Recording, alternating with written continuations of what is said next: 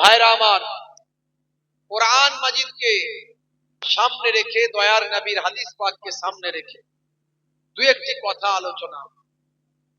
কোরআন মাজিদ আল্লাহ রাব্বুল আলামিন বলছেন, হে দুনিয়ার মানুষ, তোমাদেরকে আমি আল্লাহ সুন্দর করে সৃষ্টি করেছি। লাকাদ খালাকনাল ইনসানা ফি আহসানি তাকবীর। আমি আল্লাহ মানুষকে সর্বাপেক্ষা সুন্দর করে সৃষ্টি করেছি। হে তরুণ যুবকেরা, হে আমার বন্ধুরা, হে আমার মুরব্বিয়ানেরা, শুনে রেখে দিন বাবা, জেনে রেখে দেন, হে মুসলমান, আপনাকে আমাকে আমার আল্লাহ আশরাফুল মাখলুকাত করেছেন, সৃষ্টির মধ্যে শ্রেষ্ঠ জীব করেছেন। সৃষ্টির মধ্যে শ্রেষ্ঠ জীব হলো আশরাফুল মাখলুকাত, হলো মানুষ। এই তরুণ যুবকেরা, আমার আল্লাহ বললেন, লাকাদ কাররামনা বানি আদম, আমি আদমের আওলাদকে উচ্চ মর্যাদা, উচ্চ সম্মান দান করেছি। এ তরুণ যুবকেরা, যদি ক্ষমতার জন্য সম্মান বেশি হতো, তাহলে বাঘের সিংহের সম্মান বেশি হতো। যদি শরীরের জন্য সম্মান বেশি হতো, তাহলে হাতির সম্মান বেশি হতো। হে তরুণ যুবকেরা, হে আমার বন্ধুরা, যদি লম্বাইয়ের জন্য যদি সম্মান বেশি হতো, তাহলে জিরাফের সম্মান বেশি হতো। কিন্তু আল্লাহ মানুষের সম্মান বেশি দিলেন। তার কারণটা কি? কারণ মানুষের মধ্যে আমার আল্লাহ বুদ্ধি দিয়েছেন, ইলম দিয়েছেন, দিমাগ দিয়েছেন, জ্ঞান দিয়েছেন। এ তরুণ যুবকেরা, সেই মানুষ আমরা জ্ঞানকে যেন ব্যবহার করি, বুদ্ধিকে যেন ব্যবহার করি, আমাদের ইলমকে যেন ব্যবহার করি। ভাইরা আমার, প্রত্যেকের মধ্যে আমার আল্লাহ কিছু কেমন ইলম দিয়েছেন। শুধু পড়াশোনা করলেই আলেম হয় তাই নয়, শুনে আলেম হয়, দেখে আলেম হয়। এ তরুণ যুবকেরা, প্রত্যেকের মধ্যে কিছু কিছু জ্ঞান আমার আল্লাহ দিয়েছেন। সেই জ্ঞানের বদৌলতে আপনাকে আমাকে সৃষ্টির শ্রেষ্ঠ জীব আশরাফুল মাখলুকাত বানিয়ে দেওয়া হয়েছে। এ তরুণ যুবকেরা, সেই মানুষকে আমার আল্লাহ এত সম্মান দিলেন, দিয়ে বললেন, হে মানুষ, তোমাদেরকে দুটো কাজ করতে হবে। একটা হলো তা'মুরুনা বিল মারুফ ওয়া তানহাউনা আনিল মুনকার, ভালো কাজের আদেশ করবে আর খারাপ কাজের নিষেধ করবে। ভালো কাজটা মানুষকে করার জন্য বলবে, আর খারাপ কাজটা নিষেধ করবে, যাতে মানুষ খারাপ কাজটা না করে। আচ্ছা বলুন, ভালো কাজ করতে বললে, খারাপ কাজের নিষেধ করলে কিছু মানুষের রাগ হতে পারে কি পারে না? হয় কি হয় না? আপনি একটা অন্যায় করছেন, আপনি অন্যায়টা করতে বারণ করলেন, ছেলে কিন্তু আপনার তখন দেখে গেল। পরে যখন ছেলের জ্ঞান বুদ্ধি বিবেক বাড়বে, তখন বলবে, বাপ ঠিকই বলেছিল, কথা ঠিক না। হে তরুণ যুবকেরা, হে আমার বন্ধুরা, হে আমার মুরব্বিয়ানেরা, আমার আল্লাহ বললেন, হে দুনিয়ার মানুষ, শুনে রেখে দাও, তোমাদেরকে আমি আল্লাহ পৃথিবীর জমিনে দুটো কাজ করার জন্য পাঠিয়েছি। প্রথমত দুটো কাজ তোমরা করবে, সেটা হলো ওয়াবুদুল্লাহ, তোমরা আল্লাহর ইবাদত করবে। আর দুই নাম্বার আর একটা কাজ আগে করবে, সেটা হলো ওয়ালা ইউশরিক বিল্লাহ, আল্লাহর সঙ্গে কাউকে শিরক করবে না। তার মানে তোমরা ঈমানদার হবে, ঈমানটাকে মজবুত করবে। হে তরুণ যুবকেরা, আমাদের ঈমানে অনেক গন্ডগোল হয়ে যাচ্ছে। আখেরি জামানায় ঈমান বাঁচানো বড় দায়, ঈমান বাঁচানো খুব শক্ত। আল্লাহর নবী সোনার জবানে জানিয়ে দেন, ইউসবিহুর রাজুলু মুমিনান ওয়া ইউমসি কাফিরান ওয়া ইউমসি মুমিনান ওয়া ইউসবিহু কাফিরান ইয়াবিউ দীনাহু বিআরজিম মিনাদ দুনিয়া। মানুষ সকালবেলা মুমিন থাকবে, সন্ধ্যাবেলা কাফের হয়ে যাবে। সন্ধ্যাবেলা মুমিন থাকবে, সকালবেলা কাফের হয়ে যাবে। তারা দিনকে বিক্রি করে দেবে, দুনিয়ার পরিবর্তে আখিরি জামানায় এমন একটা সময় আসবে, হাতের তালুতে আগুন রাখা সহজ হবে, কিন্তু আমার আপনার ঈমান রাখা কঠিন হয়ে যাবে। ভালো করে ভেবে দেখুন তো, পরিস্থিতি ভালো না খারাপ? খুব খারাপ, খুবই খারাপ। বুঝতে পারছেন? হে তরুণ যুবকেরা, হে আমার বন্ধুরা, যখন মানুষ দিন ভুলে যাবে, শরিয়াত ভুলে যাবে, আল্লাহর নির্দেশ ভুলে যাবে, আমার আল্লাহ তাদের উপর জামিনী মুসিবত দেবেন, আসমানি মুসিবত দেবেন। এমনকি হাদিস পাকের মধ্যে দেখতে পাওয়া যায়, আমার আপনার নবী জানিয়ে দেন, জালেম কওমের উপর আমার আল্লাহ তাআলা জালেম বাদশা নিয়োগ করে দেবেন। যখন মানুষ দিন ভুলে যাবে, আল্লাহ ভুলে যাবে, রাসূলের সুন্নাত ভুলে যাবে, রাসূলের তরিকা যখন ছেড়ে দেবে, তাদের উপর জালেম বাদশা নিয়োগ করে দেওয়া হবে। তারা অবিরাম তাদের উপর জুলুম করতে থাকবে। মিলছে না মেলেনি? বলে বলে হুজুর খোঁজ খবরই তো নাই। হ্যাঁ, কি করে আর বুঝবো? তোমার মসজিদ তোমার আর থাকবে না, তোমার ওয়াকাফের সম্পত্তি তোমার আর থাকবে না। তুমি যে মসজিদ কবরস্থানের জন্য চাঁদা দিয়ে এত টাকা খরচা করে বানিয়েছো, সেটার অধিকার আর তোমার হাতে থাকবে না। হে তরুণ যুবকেরা, তোমার ঈমানকে ছিনিয়ে নেওয়া হবে। তার কারণটা কি? তার কারণটা হলো, যখন আমরা আল্লাহ ভুলে যাব, রাসূল ভুলে যাব, আখিরি জামানায় বাবা এরকম সময় আমাদের মাঝখানে যাচ্ছে। সারা পৃথিবীর দিকে তাকিয়ে দেখুন, ঘন ঘন মানুষ মারা যাবে, মানুষের রক্তে লাল হয়ে যাবে, মুসলমানের জীবনের কোনো দাম থাকবে না, মুসলমানের রক্ত পৃথিবীতে লাল হয়ে যাবে, হাজার হাজার মানুষ মারা যাবে, মুসলমান তোমার জীবনের কোনো মূল্য থাকবে না, তুমি মারা গেলে কেউ কিছু পরোয়া করবে না। তোমার মধ্যে এই জিনিসটা দেখতে পাওয়া যাবে। ভাইরা আমার, হাজার হাজার মানুষ মারা যাচ্ছে, চারিদিকে তাকিয়ে দেখো, মুসলমান মার খাচ্ছে, অত্যাচারিত, লাঞ্ছিত হচ্ছে। তার কারণ কি বাবা? তার কারণ হলো আমার আল্লাহ নারাজ হয়ে গেছেন। এ তরুণ যুবকেরা, আসমানি মুসিবত আসবে, জামিনি মুসিবত আসবে। সুদূর মক্কা শরীফ, মদিনা শরীফের দিকে তাকিয়ে দেখো, সেদিকে সেখানে যে মরুভূমির অঞ্চল, যেখানে পানি হওয়াই খুবই শক্তকর, যেখানে সাধারণত পানি হয় না, সেখানে এমন বন্যা হচ্ছে, কাবা শরীফের চত্বর ডুবে গেছে, রওজা মোবারকের চত্বর ডুবে গেছে, মসজিদে নববীর ভিতরে পানি থই থই করছে, গাড়িগুলো সব ভেসে যাচ্ছে, 4 চাকা 10 চাকা গাড়িগুলো সব পানির স্রোতে গিয়ে এক জায়গায় জড়ো হয়ে যাচ্ছে। সেই পবিত্র মক্কা শরীফ, মদিনা শরীফকে নিয়ে অনেকে ট্রোল করছে। তারা বলছে, দেখো মুসলমানদের ধর্মের প্রধান স্থান কাবা শরীফ, মুসলমানদের স্থান, বা আমার নবীর রওজা মুসলমানদের ধর্মের পবিত্র স্থান, সেই জায়গায় ধ্বংস হয়ে যাচ্ছে, সেই জায়গা নাকি ধ্বংস হয়ে যাচ্ছে।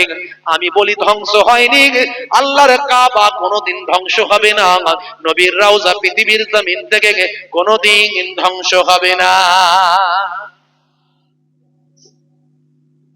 হে তরুণ যুবকেরা, ইতিপূর্বে জালেমরা কাবা শরীফের উপর আঘাত করে ভেঙেছিল, কিন্তু কাবা শরীফ ধ্বংস হয়নি।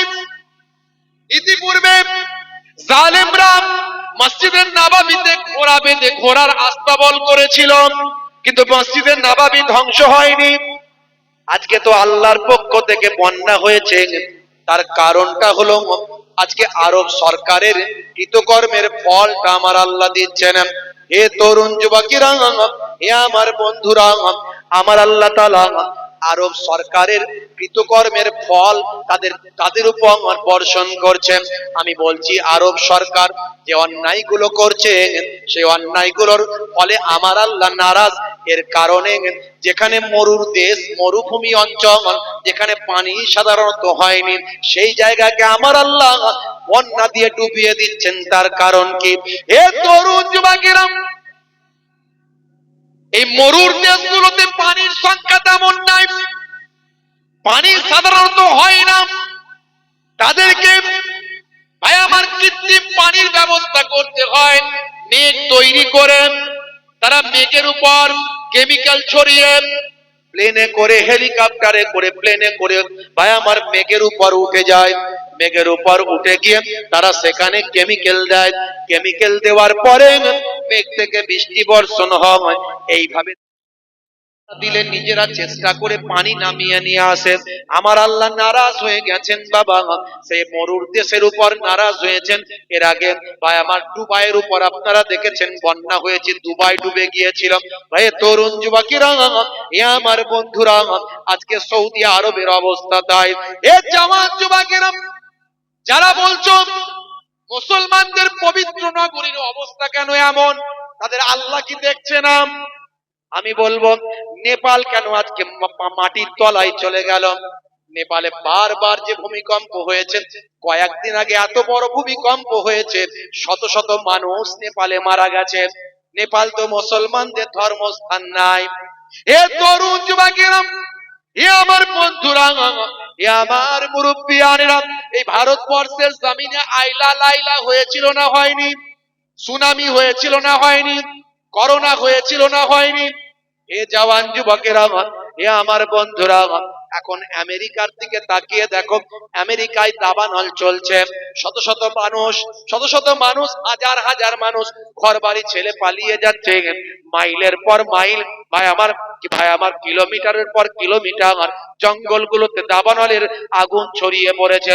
আমেরিকার মতো সুপার পাওয়ার আগুন নেভাতে গিয়ে তাদের জীবন চলে যাচ্ছে। আল্লাহর শক্তির কাছে তারা হেরে যেতে বাধ্য হয়েছে। তাহলে এ কেন আরবে আল্লাহ এত বন্যা দিলেন, মক্কা শরীফ মদিনা শরীফে এত কেন বন্যা দিলেন? এ বোঝার ক্ষমতা তোমাদের নাই।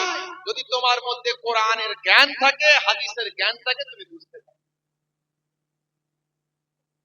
আল্লাহ রাব্বুল আলামিন মাঝে মাঝে মানুষকে, মানুষের কৃতকর্মের অপরাধকে সামনে রেখে আল্লাহ রাব্বুল আলামিন নারাজ হয়ে গিয়ে তাদের উপর গজব দান করে। এটা শুধু মক্কা শরীফ মদিনা শরীফ হয়নি, টোটাল সৌদি আরবে আল্লাহ বন্যা দিয়েছে, মারাত্মক বন্যা। হে তরুণ যুবকেরা, হে আমার বন্ধুরা, হে আমার মুরব্বিয়ানেরা, শুনে রেখে দিন বাবা, জেনে রেখে দেন। আরবের বাদশা কি করেছে আপনারা অনেকেই জানেন। নাইট ক্লাব করেছে, নাইট ক্লাব। রাতের বেলা তারা ক্লাবের ভিতর নাচ গানের আসর বসায়। হালাল বার করেছে, হালাল বার। বার মানে যেখানে লোকে মদ খায়, এর নাম আমার দিয়েছে হালাল বার।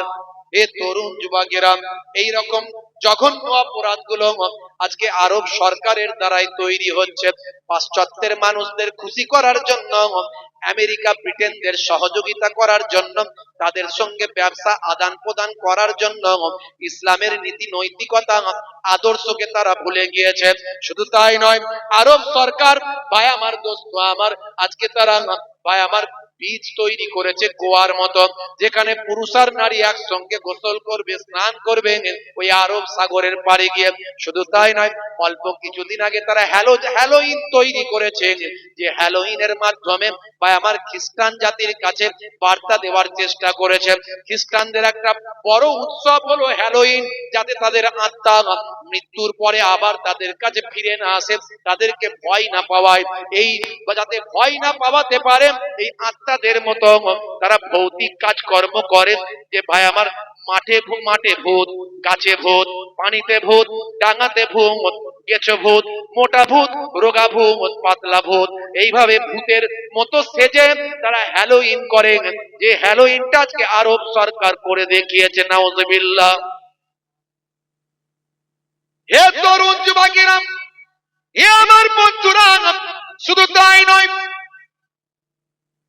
ভাই আমার, পশ্চিমাদের সঙ্গে ব্যবসায়িক সম্পর্ককে বাড়ানোর জন্য, তাদেরকে বার্তা দেওয়ার জন্য যে আমরা তোমাদেরই লোক, আমেরিকা ব্রিটেন ইসরায়েলের কাছে নিজেদেরকে ফ্রেশ রাখার জন্য সৌদির বাদশা ভাই আমার মোহাম্মদ বিন সালমান। এ তরুণ যুবকেরা অল্প কিছুদিন আগে একটা নাচ গানের কনসার্ট করেছিল, যেখানে বিশ্ব থেকে নর্তকীদের নিয়ে আসা হয়েছিল। ভাই আমার, অল্প পোশাক পরিহিতাম, অল্প পোশাক পরিহিতাম নায়িকা নর্তকী নাচ, বা আমার যারা নাচ করে এই সমস্ত মহিলাগুলোকে স্টেজে তুলিয়ে নাচ করানো হয়েছিল। শুধু তাই নয়, পেছনে যে স্টেজটা করা হয়েছিল সেই স্টেজের পর্দাতে যে ছবিটা অঙ্কন করা হয়েছিল সেই ছবিটা হলো কাবা শরীফের ছবি। এ তরুণ যুবকেরা, অর্থাৎ স্টেজটা করা হয়েছিল কাবা শরীফের স্টেজ। কাবা শরীফের স্টেজে তুলে আর বিদেশি নর্তকী ভাই আমার ওই সমস্ত স্বল্প পোশাক পরিহিতা নায়িকা নর্তকীদের দেখে দেখে নাচ করিয়ে তারা বিনোদন তৈরি করেছিল বিশ্বের মানুষের কাছে। ভাই আমার, ইসলামের ভাবমূর্তি, ইসলামের আদর্শকে কলঙ্কিত করেছিল। এত অপরাধ যাবে কোথায়? আমার আল্লাহ আরব সরকারকে বুঝিয়ে দিচ্ছেন, আরব সরকার, আমার নবীর রওজার কোনো ক্ষতি হবে না, আমার কাবা ঘরের কোনো ক্ষতি হবে না, পক্ষান্তরে তুমি অর্থনৈতিক ভাবে তুমি রুজি রোজগারে তোমার ধ্বংস হবে। এই আরব সরকার, এই পানি আমি আল্লাহ দিচ্ছি, এই পানিটা হলো গজব, এর থেকে বড় গজব দিতে পারে। আমার নবীর খাতিরে তোদের এখনো হেফাজত করছি, আমার নবীর খাতিরে তোদের এখনো রক্ষা করছি, এরপরে বেশি বাড়াবাড়ি করলে আমি আল্লাহ তোদের ধ্বংস করতে পারি। আরবের সামনে রেখে, আরব সরকারকে সামনে রেখে মক্কা শরীফ মদিনা শরীফের মতো জায়গাতেও বন্যা দিয়ে আল্লাহ পৃথিবীর মানুষকে বুঝিয়ে দিয়েছেন, তোরা পাপ থেকে ফিরে আয়, তোরা অপরাধ থেকে ফিরে আয়। একেবারে হাদিস পাকের মধ্যে পাওয়া যায়, মানুষ যখন অন্যায় অত্যাচার পাপাচার লিপ্ত হয়, আল্লাহ রাব্বুল আলামিন তাদের উপর গজব নাযিল করেন, গজব দেন। হে তরুণ যুবকেরা, ইতালির একটা শহরের নাম হলো পম্পাই সিটি। ইতালির একটা শহরের নাম হলো পম্পাই সিটি। এটা বহু পুরানো একটা শহর ছিল তৎকালীন যুগের, বা আমার আজ থেকে 1000 বছর আগের তৎকালীন যুগের, বা আমার একটা পম্পাই সিটি বলে একটা শহর ছিল ইতালিতে। শত শত বছর আগে এই পম্পাই সিটির নাম কিন্তু সারা পৃথিবীতে ছিল। বর্তমানে সে পম্পাই সিটি পৃথিবীর মানচিত্র থেকে হারিয়ে গেছে। হে তরুণ যুবকেরা, হে আমার বন্ধুরা, ইতালির একজন কৃষক পানির জন্য ভাই আমার কূপ খনন করছিলেন। কূপ খনন করতে করতে দেখতে পান একটা যেন পাথরের স্ট্যাচু পাওয়া যায়, পাথরের স্ট্যাচুর মতো স্ট্যাচু পাওয়া যায়। এইভাবে খুঁড়তে খুঁড়তে যখন এরকম স্ট্যাচু পাওয়া গেছে, প্রত্নতত্ত্ববিদরা যারা মাটি খনন করে বিভিন্ন তথ্য আবিষ্কার করেন, এদের বলা হয় প্রত্নতত্ত্ববিদ বাবা। এ তরুণ যুবকেরা, তারা এসে মাটি খনন করার কাজ শুরু করেছে। খনন করতে করতে এ জওয়ান যুবকেরা আজ থেকে মাত্র কয়েক বছর আগে আস্তে আস্তে দেখতে পাওয়া যায় মাটির তলাতে একটা পুরো শহর বেরিয়ে এসেছে। এই শহরটার সম্পর্কে মানুষ জানতো, ইতিহাসে পড়েছে বা জেনেছে, কিন্তু সেই শহরটা যে বেরিয়ে আসবে এটা প্রত্নতত্ত্ববিদরাও ভাবতে পারেননি। প্রত্নতত্ত্ববিদরা বলেন এই শহরটার নাম হলো পম্পাই সিটি। পৃথিবীর বুকে একটা বিখ্যাত শহর হলো পম্পাই সিটি, যে পম্পাই সিটি অর্থনৈতিক ভাবে তৎকালীন যুগে পৃথিবীর সেরা শহরে পরিণত হয়েছিল। এই পম্পাই সিটি শহরের মানুষ তাদের অর্থনৈতিক ইনকামের মূল জিনিস কি ছিল জানেন? পতিতাবৃত্তি করা। পতিতাবৃত্তি করা,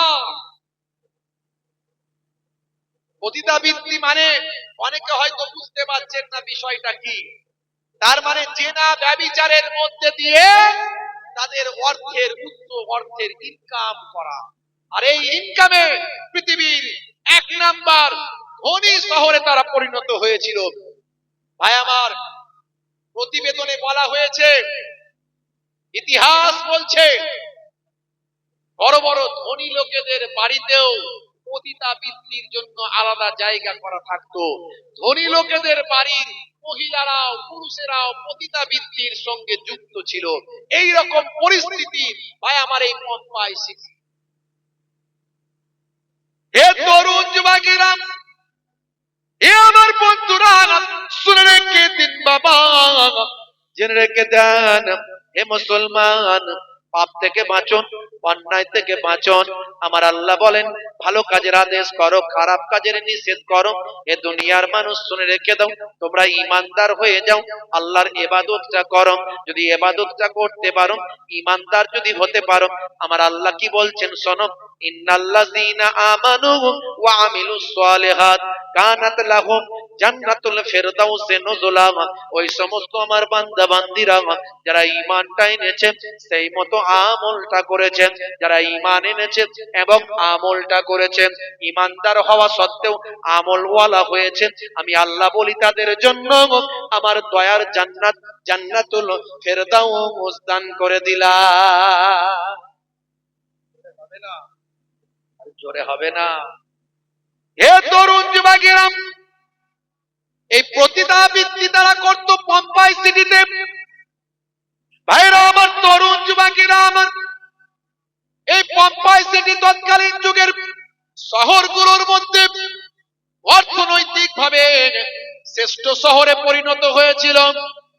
হে জওয়ান যুবকেরা, হে আমার বন্ধুরা, এমন সময় দেখতে পাওয়া যায় এই পম্পাই সিটিতে একজন আল্লাহওয়ালা মানুষ, আল্লাহর নেক বান্দা, আল্লাহর মাহবুব বান্দা। ভাইরা আমার, তিনি ব্যবসায়িক সূত্রে পম্পাই সিটিতে আসেন। বাবা, পম্পাই সিটির নাম শুনে সেখানে তিনি ব্যবসায়িক কাজে একজন আল্লাহর মাহবুব বান্দা আছেন। তিনি জানতেন না এই শহরটা পতিতাবৃত্তি করে আজকে শ্রেষ্ঠ শহর, মানে ভাই আমার কি বলবো, অর্থনৈতিক ভাবে শ্রেষ্ঠ শহরে পরিণত হয়েছে। এটা তিনি জানতেন না, আল্লাহর মাহবুব বান্দা। তিনি এসেছিলেন নাম শুনে।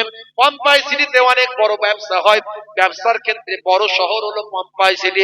এ তরুণ যুবকেরা, এ আমার মুরব্বিয়ানেরা, শুনে রেখে দিন বাবা, জেনে রেখে দেন, আল্লাহর মাহবুব বান্দা পম্পাই সিটিতে যখন এলেন, এখানে এসে দেখতে পেলেন মানুষ সব পতিতাবৃত্তির কাজে ব্যস্ত। এটাই তাদের বড় ইনকামের রাস্তা, তারা এখান থেকে অর্থনৈতিক পরিকাঠামো সমৃদ্ধ করছে। সেই সময় আল্লাহর মাহবুব বান্দা সহ্য করতে পারলেন না। যারা আল্লাহর মাহবুব বান্দা হয় তাদের মধ্যে কোনো ভয় না হয়, কোনো চিন্তা নাই। কিতাবের মধ্যে দেখতে পাওয়া যায় মাল্লাহুল মাওলা ফালাহুল কুল, বান্দা যখন আল্লাহর হয়ে যায়, কুল মাখলুকাত তার গোলাম হয়ে যায়। মান কানা লিল্লাহি কানাল্লাহু লাহু, যে বান্দা আল্লাহর হয়ে যায়, স্বয়ং আল্লাহ তাআলা তার হয়ে যায়। মান আদালি ওয়ালিয়ান ফাকাদ আযানতুহু বিল হারব, কে আছো আমার ওলি বান্দার সঙ্গে দুশমনি করো, আমি আল্লাহর সঙ্গে যুদ্ধ করার জন্য তৈরি হয়ে যাই। আলা ইন্না আউলিয়া আল্লাহি লা খাউফুন আলাইহিম ওয়া লা হুম ইয়াহজানুন, যারা আমার প্রকৃত বন্ধু হয়, ওলি হয়, আমি আল্লাহ বলি তাদের কোনো খাউফ নাই, ডর নাই, ওয়া লা হুম ইয়াহজানুন, আমি আল্লাহ বলি তাদের কোনো চিন্তাও নাই। করে হবে না? আরে সুবহানাল্লাহ বললে অসুবিধা আছে? মাশাআল্লাহ, মঞ্চে আজকে আমার খুব ভালো লাগছে, যোগ্য যোগ্য আলেমরা সব বসে আছেন, বিশিষ্ট ব্যক্তিরা বসে আছেন, গ্রামের সম্মানীয় মহতারাম হযরতরা সব আছেন। আল্লাহ করে খুব ভালো লাগছে। আপনারাও আমার বাপজিরা সামনে বসে আছেন। কি গো, হ্যাঁ ঠিক না? ভাইরা আমার, মুরব্বীরা থাকলে হবে না, বেশি যুবকদেরকে এগিয়ে আসতে হবে। কথা ঠিক না? আপনারও তো চিন্তা আছে, বলে আল্লাহ অনেক বয়স দিয়েছে, কখন কি চলে যাব, এমনি তো ঠান্ডা। কথা ঠিক না ভুল? 60 বছর বয়স হয়ে গেলে আমি বলি তারপরে যে বেঁচে আছে এটা এক্সট্রা টাইম খেলছে, প্রিহিট করতে হবে, প্রিহিট, খালি ছক্কা। হ্যাঁ, যার বয়স 8 থেকে 80, তার কথায় আমি বারবার আসি। যার বয়স 8 থেকে 38, তার কথায় আমি বারবার বলে যাই, বলি এ তরুণ যুবকেরা, যার বয়স 38 থেকে 80, তার কথায় আমি কম আসি। তার কারণ হলো, তার কারণটা কি? তার কারণটা হলো, হয় তারা জান্নাতের টিকিট কেটেছেন, না হলে জাহান্নামের টিকিট কেটেছেন। 60 বছর 50 বছর ধরে গাড়ি চালাচ্ছে, গাড়িটা কোন দিকে যাচ্ছে সে কি সেটা না জেনে চালাচ্ছে, কথা ঠিক না বল? 60 বছর 50 বছর 70 বছর ধরে গাড়ি চালাচ্ছে, কোনটা জান্নাতের রাস্তা কোনটা জাহান্নামের রাস্তা তার জানা আছে। ভাই সে জান্নাতের টিকিট কেটেছে, না হলে জাহান্নামের টিকিট কেটেছে, শুধু কনফার্ম হতে বাকি আছে, ওয়েটিং লিস্টে ঝুলছে। ট্রেন যখন আসবে টিকিট কনফার্ম হবে, ট্রেনটাকে টানতে টানতে তুলে নিয়ে জান্নাত কিংবা জাহান্নামের দরজায় গিয়ে পৌঁছে দেবে। 60 বছর ধরে গাড়ি চালাচ্ছেন, আর যদি বলে হুজুর আমি জান্নাত জাহান্নাম জানিনি, ওসব কথা আল্লাহ শুনবে? হ্যাঁ, ফেরাউন যখন ডুবে যাচ্ছিল তখন বুঝতে পেরেছিল, আগেই জানতো যে আমি ভুল করছি, কিন্তু তখন যখন ডুবছিল তখন বলছে আল্লাহ এখন আমাকে একটু সুযোগ দাও, আমি মুসা নবীর কলেমাটা পড়ে নিচ্ছি। ফারিস্তাকে আল্লাহ বলে, এই ফারিস্তা, এই ফেরাউন যাতে কলেমা না পড়তে পারে তার ব্যবস্থা করে দাও। কলেমা মুখ থেকে উচ্চারণ হয়ে গেলে আমি আবার আল্লাহ কবুল করতে হবে আমাকে, কি কথা ঠিক না?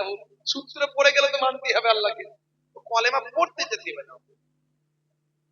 কাদা মাটি মুখে ঢুকিয়ে এমন অবস্থা যে কলেমা পড়ার আর ক্ষমতা হলো না, ডুবতে ডুবতে মরে গেল। আনা রব্বুকুমুল আলা, অত বড় খোদা হয়েছে তুমি। হায়রে আমার নমরুদ,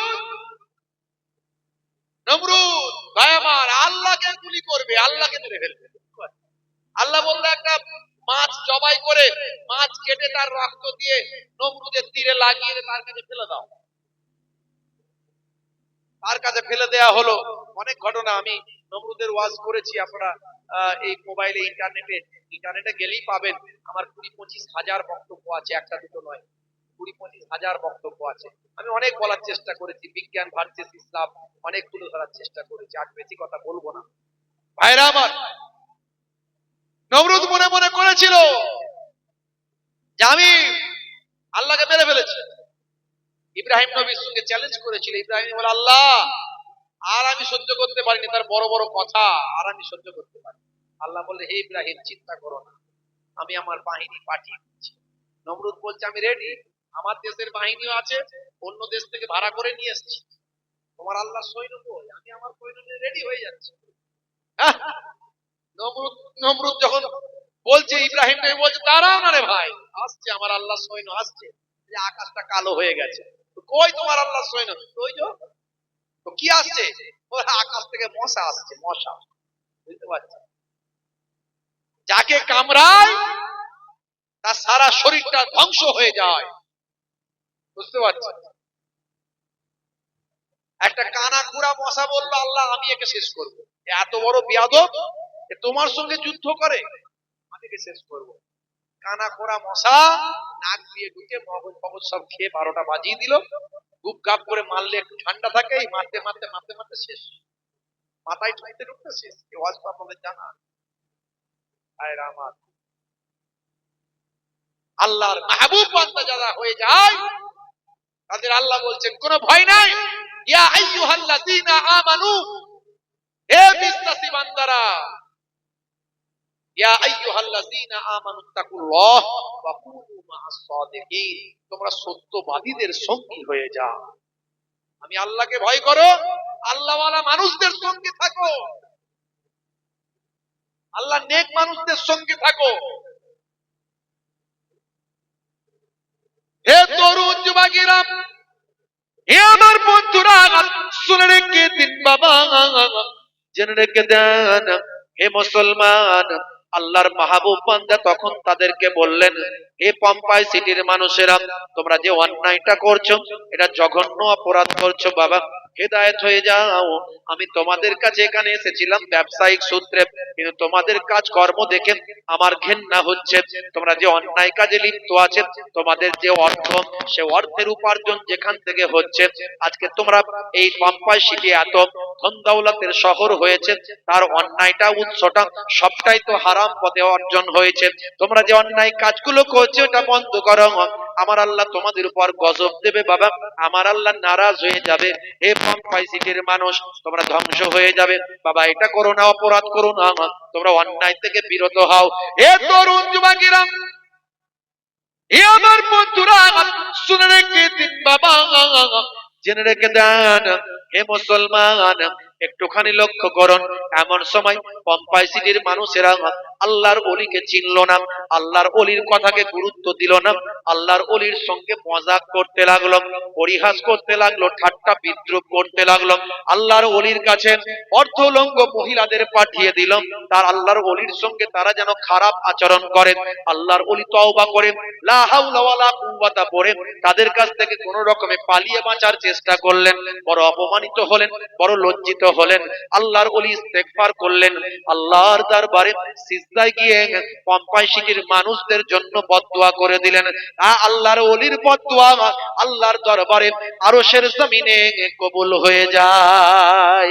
এ তরুণ যুবকেরা, পম্পাই সিটির পাশে একটা আগ্নেয়গিরি আছে, আজও ইতিহাসে পাওয়া যায়, ভূগোলে পাওয়া যায়। ভাই আমার বিসুবিয়াস, এই বিসুবিয়াস আগ্নেয়গিরি থেকে আল্লাহ এমন অগ্নি উৎপাত করলেন, সেই পাহাড় থেকে এমন অগ্নি উৎপন্ন হলো, এমন আগ্নেয়গিরি ধসে পড়ল, সারা পম্পাই সিটিকে একেবারে ঢেকে দিল, একেবারে চাপা দিয়ে দিল। এ তরুণ যুবকেরা, হে আমার মুরব্বিয়ানেরা, যে যেভাবে ছিল সে সেভাবেই পাথরের মতো পড়ে রয়ে গেল। হে তরুণ যুবকেরা, সারা পম্পাই সিটিটাকে আমার আল্লাহ কয়েক মুহূর্তের মধ্যে ধ্বংসের স্তূপে বানিয়ে দিলেন। হে জওয়ান যুবকেরা, শত শত বছর পার হয়ে গেছে, কত ভূমিকম্প উথাল পাতাল হয়ে গেছে, পম্পাই সিটির উপরে জমিন পড়ে গিয়ে ভাই আমার মাটিতে চাপা পড়ে গেছে। ভাই আমার দেখতে পাওয়া যায়, মাত্র কয়েক বছর আগে ইন্টারনেট সার্চ করবেন, পাবেন মাটি খুঁড়তে খুঁড়তে পম্পাই সিটি আবিষ্কার হয়েছে। সেখানে ভাই আমার তারা অশ্লীল কাজে যেমন ভাবে পড়েছিল, পাথরের আকৃতিতে আমার আল্লাহ তাদেরকে সেইভাবে ফেলে দিয়েছেন। আজও পম্পাই সিটি উদ্ধার হতে তাদের পাপের কথা সারা পৃথিবীর মানুষ জানতে পেরে যায়। মুসলমান, হে যুবকেরা, আজ বেঁচে আছো, কাল দুদিন, কাল মারা গেলে দুদিন হয়ে যাবে, 3 দিন পরে অস্তিত্ব থাকবে না। কত নেতা, বাদশা, মহারাজ, জমিদার সব ধ্বংস হয়ে গেছে। হেদায়েত হয়ে যাও। আল্লাহ বলছেন বান্দারে, হে দুনিয়ার মানুষ, তোমরা দুটো কাজ করবে। একটা হলো ওয়ালা ইউশরিক বিল্লাহ, আল্লাহর সঙ্গে শিরক করবে না। 2 নাম্বার হলো ওয়াবুদুল্লাহ, তোমরা আল্লাহর ইবাদতটা করবে।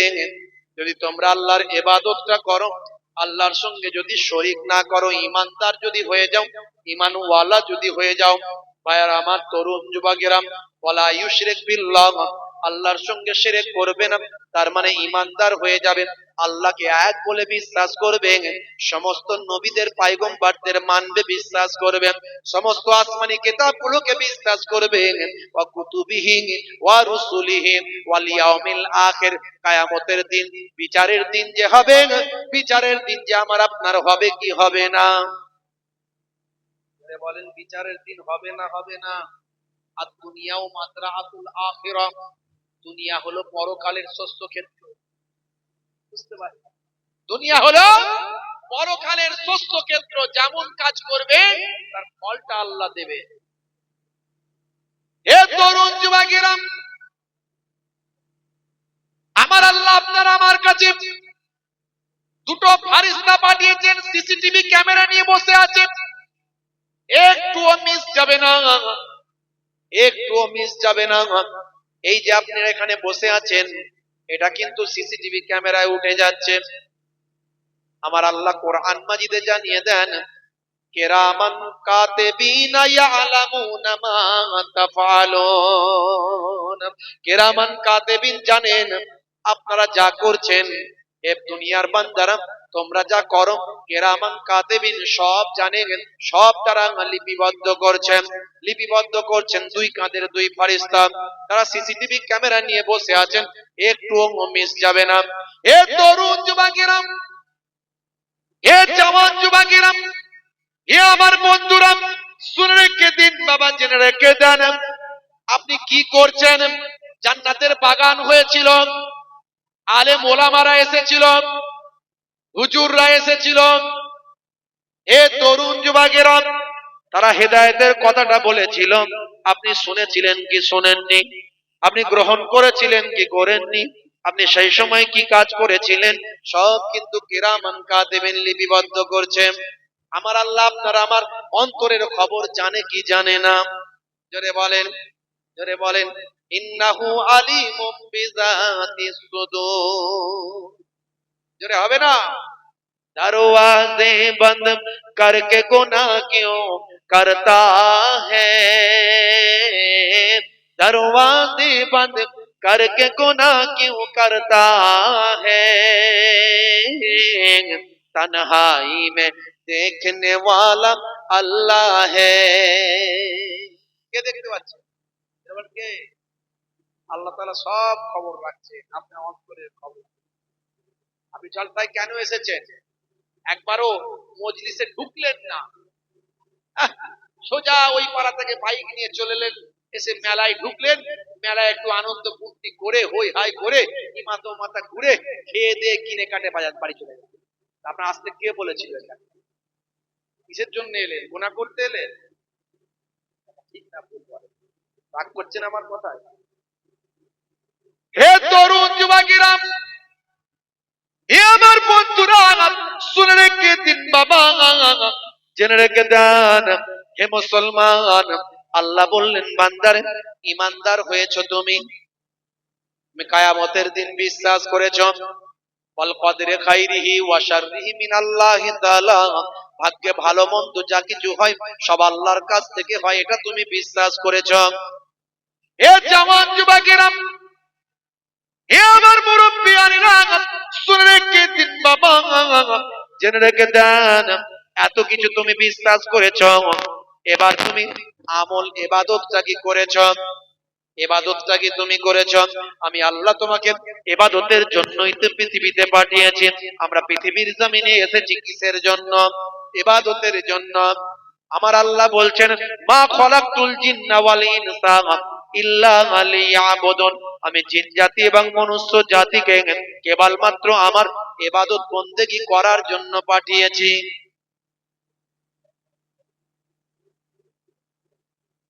আপনাকে আমাকে আল্লাহ পাঠিয়েছেন কিসের জন্য? ইবাদত করার জন্য। তাহলে সংসার কখন করব, কাজ কারবার কখন করব, ব্যবসা বাণিজ্য কখন করব, চাষবাস কখন করব, রুজি তালাশ কখন করব, ছেলে মেয়েদের পড়াশোনার ব্যাপারটা কখন ভাববো?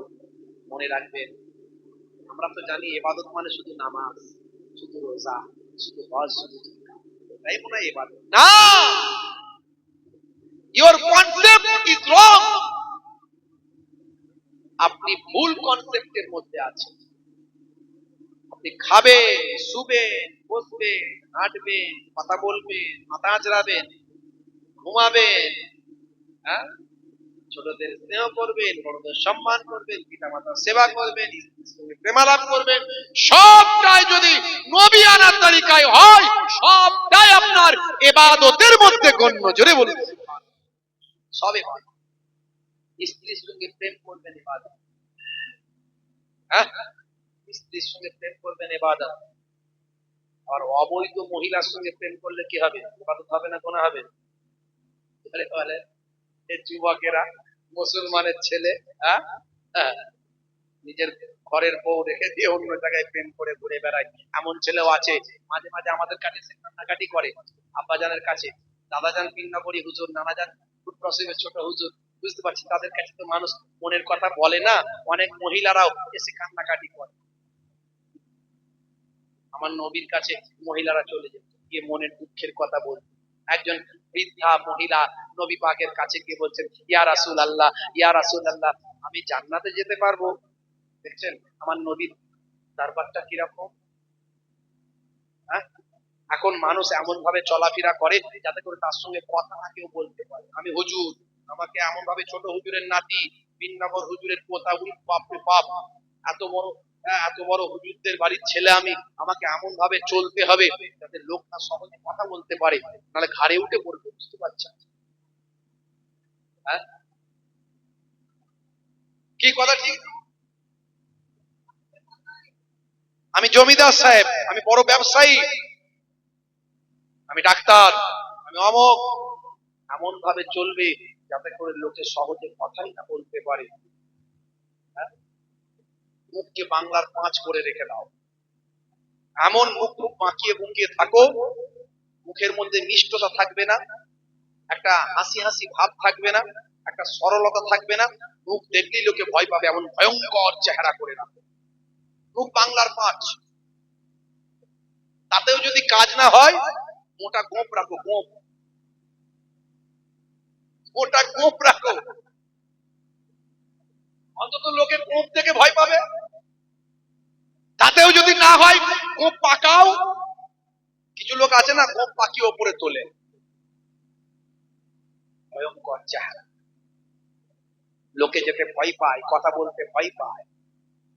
আর আমার নবী সারা পৃথিবীর 200 কোটি মানুষ, যে মানুষটিকে প্রতিনিয়ত ফলো করে, যার জন্য জীবন দিতে পারে, সে আখিরি জামানার পয়গম্বরের দরবারে বাচ্চা ছেলেও যায়। ঈদের দিনে নবী ওয়াজ করছেন, এরকম নবীর ওয়াজ শুনতো, আমরা ওয়াজ শুনি, একটু কিছু হোক না, এদিকে মুসলমান সব ফাঁকা হয়ে যাবে, হুজুর একা রয়ে যাবে, আমিও আপনাদের শুনে চলে যাব, আমি একা থাকবো না। বুঝতে পারছেন, যেমন হুজুর তেমন তার ভক্ত।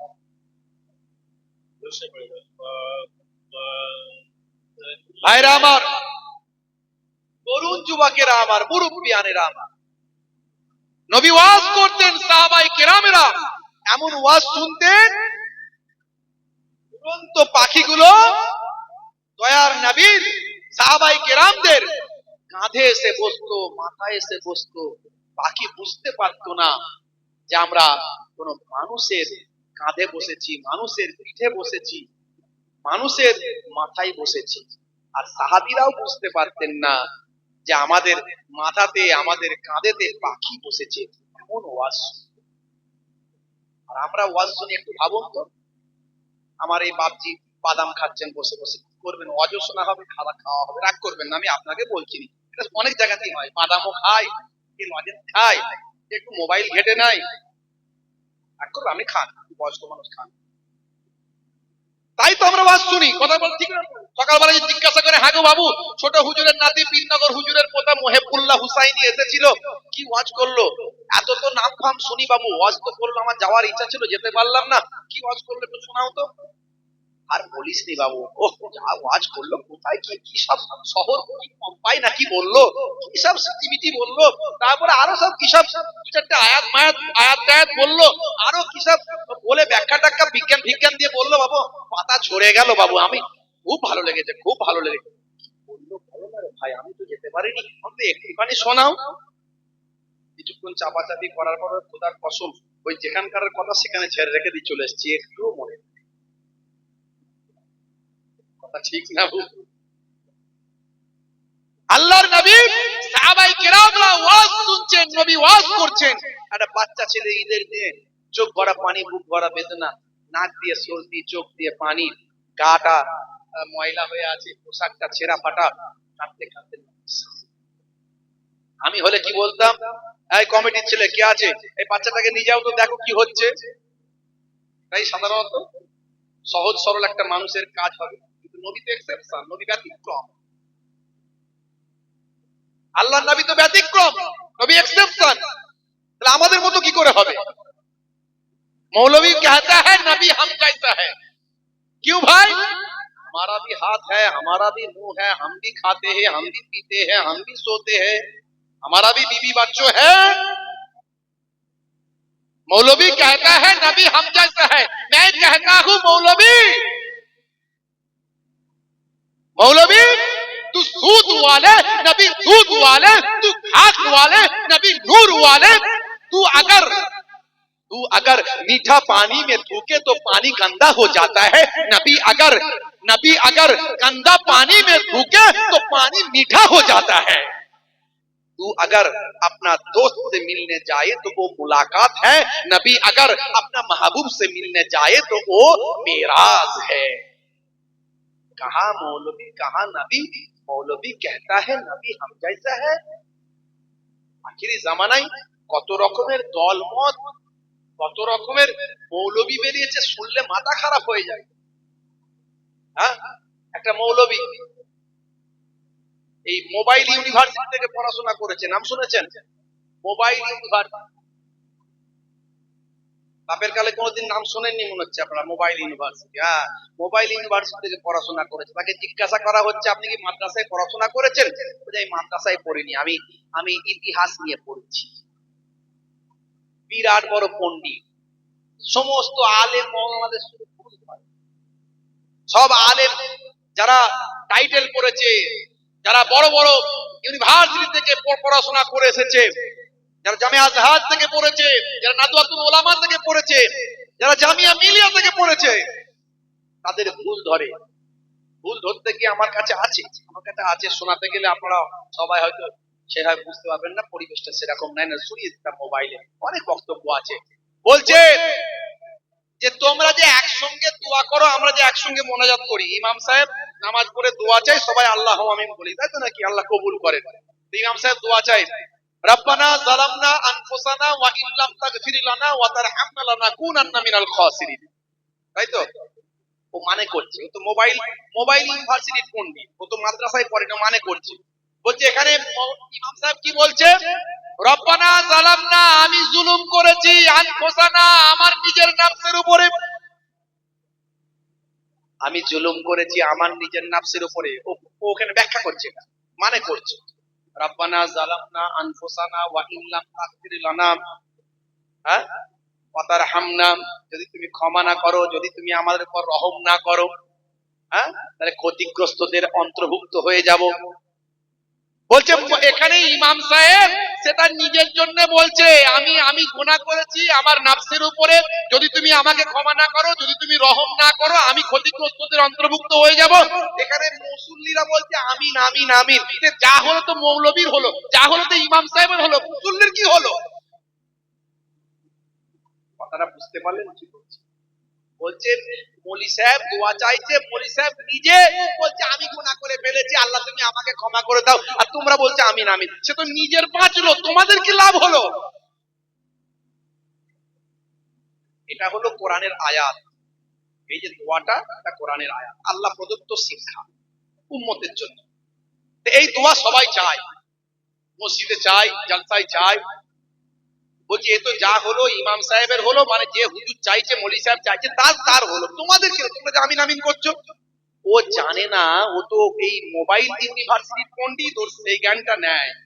ও জানে না, ও জানে না এই যে রব্বানা মানে আমাদের রব, এখানে আমার রব নয়, সবগুলোই বহু বচনের মানে আসবে। ওর গ্রামাটিক্যাল জ্ঞান নাই। হু হুমা হুম, হা হুমা হুন্না, কা কুমা কুম, কে কুমা কুন্না, ইয়া না না, এটা মাদ্রাসার ছেলেরা জানে, 5-6 এর ছেলেরা। এগুলো ওর তো জ্ঞান নাই, ও তো ইতিহাসের ছাত্র, ও তো আরবি পড়েনি, ও তো তাফসীর পড়েনি, তো গ্রামার পড়েনি, ও তো ফিকহ পড়েনি, তো হাদিস পড়েনি। 2 লাইন হাদিস পড়তে বললে এবার ভুল পড়ে। এখন হয়ে গেছে কি ব্রাদার নাকি হয়ে গেছে, বুঝতে পারছেন? এখানে বিরাট বড় পণ্ডিত, শুধু ফতোয়াবাজি, সমস্ত হুজুররা ভুল করে। যখন বলছে রব্বানা মানে আমাদের রব, জালামনা মানে আমরা জুলুম করেছি, এখানে সবাইকে বলে দেওয়া হচ্ছে আমরা সবাই জুলুম করেছি। হবে না সবাই বলছে আল্লাহু আমিন? আমরা আমাদের ইমাম সাহেব যে দোয়াটা করছে, আল্লাহ তুমি কবুল করো, কারণ আমরা সবাই আমাদের নফসের উপর জুলুম করেছি। আর ও এখানে উল্টো ব্যাখ্যা করে মানুষকে বলছে সবাই মিলে দোয়া করা চলবে না, সবাই মিলে দোয়া করা চলবে না, হাত তুলে মোনাজাত নাই। বুঝতে পারছেন? আজব আজব ফতোয়া দিচ্ছে। ইমানকে বাঁচানো বড্ড দায়, কঠিন পরিস্থিতি। হে তরুণ যুবকেরা, হে আমার বন্ধুরা, হে আমার মুরব্বিয়ানেরা, আখেরি জামানায় অনেক রকমের দলমত মুসলমান। আমরা মুজাদ্দুজ্জামান পীর আবু বকর সিদ্দিক রাহমাতুল্লাহ আলাইহি দাদা হুজুরের ছায়ার মধ্যে আমরা আছি, একটা বট গাছের নিচে আমরা আছি। আমাদের যা কিছু মাসলা মাসাইল গুলো সব তারা ফয়সালা দিয়ে গেছেন। আল্লামা বসিরহাট হুজুর দাদা হুজুর পীর কেবলার কাছে গিয়ে সোহবত পেয়ে তার বড় ভাই আমার তার হাতে হাত দিয়ে বায়াত মুরিদ হয়ে তার বড় মাওলানা হয়ে গিয়েছিলেন। হে তরুণ যুবকেরা, মইজুদ্দিন হামিদি সাহেব, নেসারউদ্দিন সাহেব, বড় বড় আল্লাহর মাহবুব বান্দারা তার কাছে গিয়ে তার হাতে হাত দিয়ে তার ভাই আমার আস্তার ভাই আমার তার বট গাছের ছায়া থেকে, তার ছাতার তলায় থেকে তার ব্যাখ্যাকে মেনে নিয়েছিলেন। মুজাদ্দুজ্জামান পৃথিবী বিখ্যাত একজন আলেম ছিলেন, সিয়াসিত্তা হাদিসে তার পাণ্ডিত্য তো ছিলই ছিল, তার সঙ্গে সঙ্গে মুজাদ্দিদুজ্জামান শুধু একজন সাধারণ পীর ছিলেন না, মদিনা শরীফ থেকে 40টা হাদিসের শেষ করে 40টা হাদিস শেষ করে খতম করে পড়ে তার সানাদ প্রাপ্ত হয়ে 40টা হাদিসের সানাদ নিয়ে হিন্দুস্তান ভারতের জমিনে তিনি এসেছিলেন। যেমন তেমন আলেম ছিলেন না। তাই বসিরহাট হুজুর তার সহবত পেয়েছিল, বড় বড় আল্লাহর ওলিরা সহবত পেয়েছিল। বসিরহাট হুজুরের কি খেদমত, কত কিতাব তিনি লিখেছেন। মির্জা হুজুর পীর কেবলা রহমাতুল্লাহ কত কিতাব তিনি লিখেছেন। আমাদের আমাদের আশ্রয় দেওয়া, ব্যাখ্যা দেওয়ার লোক আছে, আমাদেরকে বিভ্রান্ত হতে হবে। হে তরুণ যুবকেরা, যে কথা বলছিলাম বাবা, হে মুসলমান, একটু ভালো করে লক্ষ্য করুন, তাহলে সব কিছুর মধ্যে ইবাদত পাবেন। আপনি ঘুমাবেন ইবাদত, নবী আনার তারিখায় আপনাকে ঘুমাতে হবে। ইন্টারনেটে আছে, আমি বলেছি এর আগে কেমন করে ঘুমাবেন। যখন আপনি ঘুমাবেন আল্লাহর নাম নিয়ে, আল্লাহর নাম নিয়ে দোয়া পড়ে আপনি ঘুমাবেন ডান দিকে কাত হয়ে। ডান দিকে কাত হয়ে ঘুমাতে আমার নবী বলেছেন, নবী বলেছেন বলে আপনি ডান দিকে কাত হয়ে ঘুমালেন, এই ঘুমটা আপনার হবে নবীর সুন্নতের তারিকায় আপনি ঘুমাবেন, সবটা আপনি সুন্নতের সওয়াব আপনার নামাজ আমলে আমার আল্লাহ দান করে দেবেন। যখন আপনি পানি পান করবেন, বসে পানি পান করবেন, যখন খাবেন চেটে বুঝে খাবেন, খাবারটা পরিমিত খাবেন, স্ত্রীর সঙ্গে প্রেমালাপ করবেন, মাঝে মাঝে ঘরটা নিজে হাতে ঝাড়ু দেবেন, মাঝে মাঝে ভাই আমার ঘরটা নিজে হাতে ঝাড়ু দেবেন, স্ত্রীর সঙ্গে ছোট ছোট কাজগুলো মাঝে মাঝে আপনি নিজে হাতে করবেন। হে তরুণ যুবকেরা, ঘরটা মাঝে মাঝে ঝাড়ু দিলে, নিজে হাতে স্ত্রীর সঙ্গে ছোট ছোট কাজগুলো করলে প্রেম বাড়বে না কমবে? প্রেম বাড়বে না কমবে? অনেক বেড়ে যাবে। এখনকার ছেলেরা শাহরুখ খানের কাছ থেকে প্রেম শেখে, সলমান খানের কাছ থেকে প্রেম শেখে, এই জন্য তাদের প্রেম বেশি দিন লাস্টিং করে না। কিন্তু নবীর কাছ থেকে প্রেম যদি শিখতো, পুরোপুরি হয়ে গেল, প্রেম তাদের নষ্ট হতো। বুঝতে পারছি ভাইরা আমার, তরুণ যুবকেরা আমার, মুরব্বিয়ানেরা আমার, হে তরুণ যুবকেরা, এ আমার বন্ধুরা, শুনে রেখে দিন বাবা, জেনে রেখে দেন, আমার আপনার নবী কত সুন্দর করে সব কিছু শিখিয়ে দিয়েছেন। যখন আপনি খাওয়া দাওয়া করবেন, খাওয়া দাওয়া করার পরে একটু মিষ্টি খাবেন, একটু মিষ্টি খাওয়া নবী আমার পছন্দ করতেন। ইউহিব্বুল হালওয়াই ওয়াল আসাল, এ ভাই আমার খাওয়া দাওয়ার পরে নবী আমার মিষ্টি খাওয়া পছন্দ করতেন, নবী মিষ্টি এবং মধু পছন্দ করতেন। আপনি যখন হে পুরুষ, হে যুবক, হে ছেলে, যখন আপনি পায়ের পোশাকটা পরবেন, পায়জামাটা যখন পরবেন, পায়ের গিরার নিচে যেন নেমে না যায়। মা আসফালা মিনাল কাবাইন মিনাল ইজারে ফিন্নার, পায়ের গিরার নিচে যদি ইচ্ছাকৃতভাবে পায়ের পোশাকটা নেমে যায়, ওই অংশটা জাহান্নামের আগুনে জ্বলবে। 1450 বছর আগে আল্লাহর নবী যা বলেছেন, সবের মধ্যে বিজ্ঞান আর বাস্তবতা পাওয়া যায়। ডান দিকে কাত হয়ে ঘুমাবেন, বাম দিকে থাকে হার্ট। হার্টের কাজ কি? ব্লাডকে পাম্পিং করে শরীরের বিভিন্ন অর্গানগুলোতে পৌঁছে দেবে। আর এটা যদি ব্যাঘাত হয়, হতে পারে ব্লাড সার্কুলেশন বন্ধ হলে শরীরের ক্ষতি হতে পারে। 1450 বছর আগে আল্লাহর নবী বলছেন, ডান দিকে কাত হয়ে ঘুমাও। এটা নার্ভাস সিস্টেম আপনার এমন আছে, আপনি এক সপ্তাহ প্র্যাকটিস করলে আপনাকে আর ইচ্ছাকৃত হবে ডান দিকে কাত হতে হবে না, শরীর ডান দিকে চলে।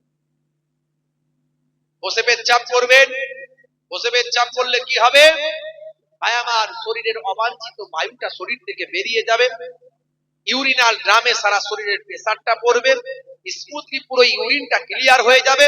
মেবি হতে পারে দাঁড়িয়ে যদি পেচ্ছাপ করা হয়, মেবি হতে পারে সারা শরীরের প্রেসার না পড়ার কারণে কয়েক ফোঁটা ইউরিন ইউরিনাল ড্রামে থাকতে পারে। দীর্ঘদিন ধরে যদি এটা জমতে থাকে, মেবি হতে পারে একসময় ইউরিনাল ড্রামে একটা স্টোনের তৈরি হতে পারে। সেই স্টোনটা হতে পারে 1450 বছর আগে নবী বলছেন বসে পেচ্ছাপ করতে।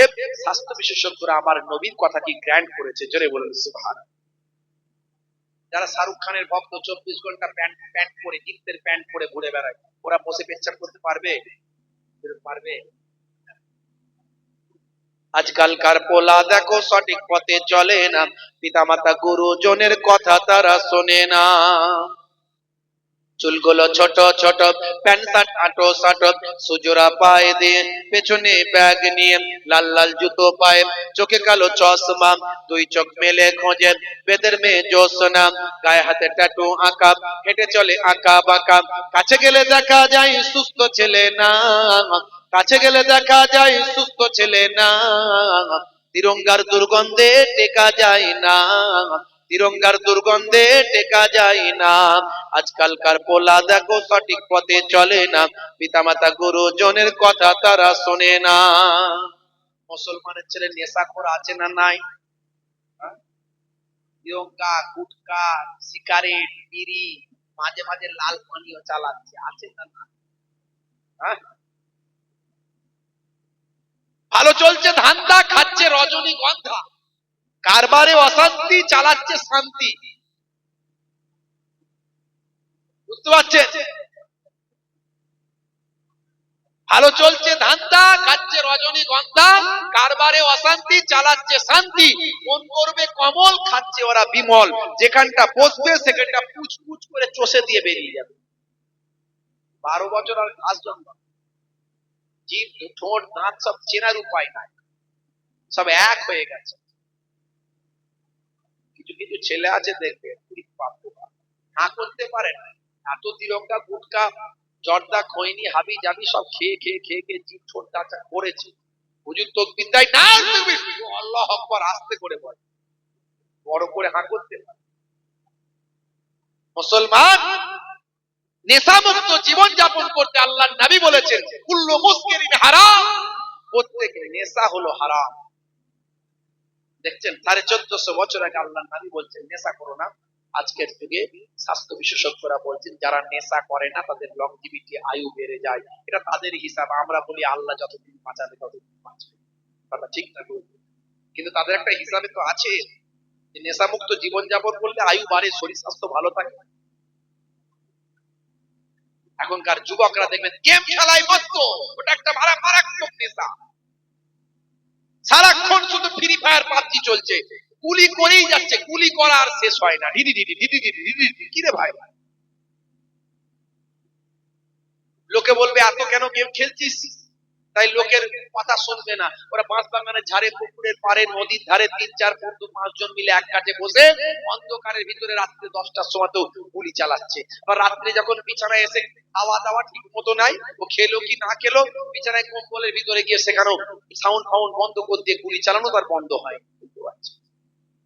বাম্মা জ্বলে পুড়ে কাবাব হয়ে যাচ্ছে। পড়াশোনা, শিক্ষা, কাজ কারবার, ব্যবসা, ভালো ব্রেন নষ্ট। হে যুবকেরা, নেশামুক্ত জীবন যাপন করো। এই সমস্ত অনলাইন গেম গুলো খেলা বন্ধ করো, অ্যাপ গুলো ডিলিট করো, এগুলো খেলা হারাম। কারণ নেশা হলো হারাম। অপচয়, পয়সা খরচা, বুদ্ধি খরচা, সময় খরচা, ব্রেন খরচা, ইন্টারনেট খরচা, পড়াশোনা থেকে চ্যুত, কাজ কারবার থেকে চ্যুত, এই সব কিছু হওয়ার কারণে ইন্নাল মুবাজ্জিরিনা কানু ইখওয়ানা শায়াতিন, অপচয়, খরচাকারী, নষ্টকারী হলো শয়তানের ভাই। একদিকে হারাম কাজ করছো আর একদিকে শয়তানের ভাইয়ে পরিণত হচ্ছে। যারা এই গেম গুলো খেলে আজই ডিলিট করো। মুসলমান 1450 বছর আগে আল্লাহর কোরআন, রাসূলের হাদিস যা বলেছে আজকের যুগে সব বিজ্ঞানের বাস্তবতা। এই জন্য বাপ, মান হাব্বা লিল্লাহি ওয়া আবগাদা লিল্লাহি ফাকাদ ইসতাকমালাল ঈমান। দুনিয়াতে আপনি মহব্বত করবেন যার সঙ্গে, আল্লাহর জন্য যেন হয়। শত্রুতা করবেন যার সঙ্গে, আল্লাহর জন্য যেন হয়। আমরা শত্রুতা করি নিজের জন্য, মহব্বত করি নিজের জন্য। আমরা বিপদে থাকবো না তো কে বিপদে থাকবে?